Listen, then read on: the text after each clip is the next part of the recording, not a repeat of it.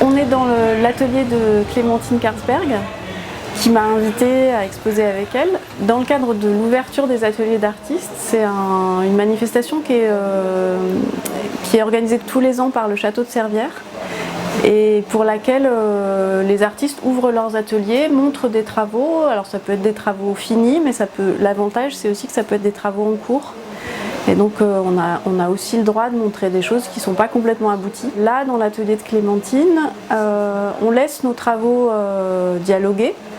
On a des démarches qui sont assez similaires, je crois. Je pense qu'on se pose des questions qui ne sont pas très éloignées les unes des autres, mais on y répond avec des moyens vraiment assez différents. Ce week-end, pour les ouvertures d'ateliers d'artistes, j'ai décidé d'inviter Marie Chenet pour la deuxième fois dans l'atelier. Et l'idée des ouvertures d'ateliers pour nous, en tout cas, c'était de montrer des travaux à la fois en cours et des œuvres plus anciennes, mais qui pourraient nous faire parler du fil qu'on continue de travailler aujourd'hui. Vous avez eu une petite présentation de l'atelier par Marie? Moi, mon travail à moi, il est vraiment la plupart du temps basé sur du texte ou de l'écrit ou du langage ou de la parole. Par exemple, dans la première pièce, il y a tout un travail autour des journaux dans lequel je cherche des phrases qui sont à cheval entre deux colonnes. Donc c'est des phrases qui étaient déjà là et que je ne fais que faire apparaître, mais en même temps que je choisis et que je signe en fait en faisant disparaître tout le reste de la page.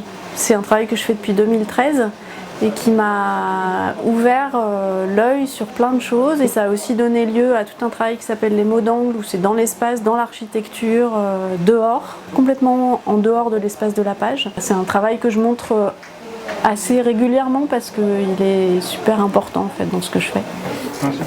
Pour ma part, je travaille beaucoup d'installations in situ éphémères dans les lieux d'exposition qui m'accueillent.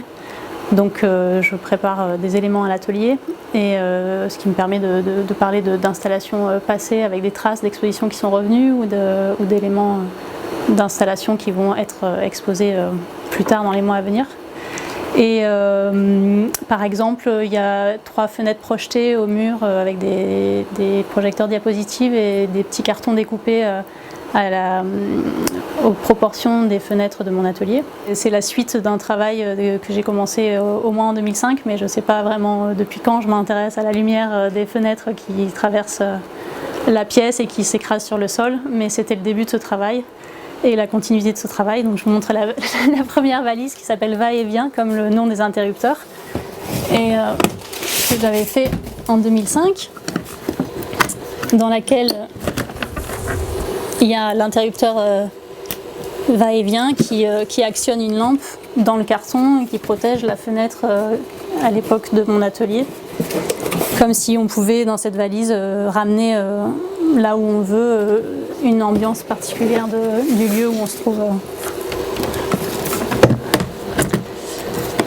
Donc c'est la suite de ces projections d'ouverture et de l'extérieur qui arrivent dans l'intérieur des endroits et qu'on pourrait déplacer pour amener des ouvertures ailleurs. Ces bouts d'espace qui, comme pour moi le papier peint, ramènent forcément une mémoire d'un lieu et une expérience d'un lieu. La lumière qui passe à travers les fenêtres projette un motif et une habitude à avoir une forme dont on ne se souvient pas forcément de la forme, mais de l'ambiance qu'il y avait avec.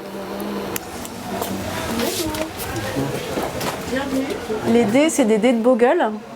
Et là, c'est né de la confrontation du français avec l'hébreu et l'arabe, parce qu'en hébreu et en arabe, on note pas toutes les lettres. Et je me suis demandé ce que ça donnait en français, de se dire les consonnes sont fixes et les voyelles sont optionnelles, et qu'est-ce que ça rapproche comme terme, et quand est-ce que pour moi ça a du sens. Je pense que dans mon travail, il y a souvent une idée de concision en fait.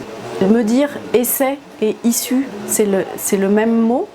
Ça veut dire que, en fait, si j'en prends un, je prends l'autre avec. Et donc, souvent, par exemple, dans le travail artistique, on se pose plein de questions, on n'arrive pas à avancer, c'est pas bien. Et ce qu'il faut faire, c'est essayer. Ça veut pas dire que ça va réussir, mais en tous les cas, le début de la solution est là, quoi. Et moi, je suis Marie Chenet, et voilà, c'est pas des slogans, mais c'est des choses dont j'ai besoin de me souvenir, quoi.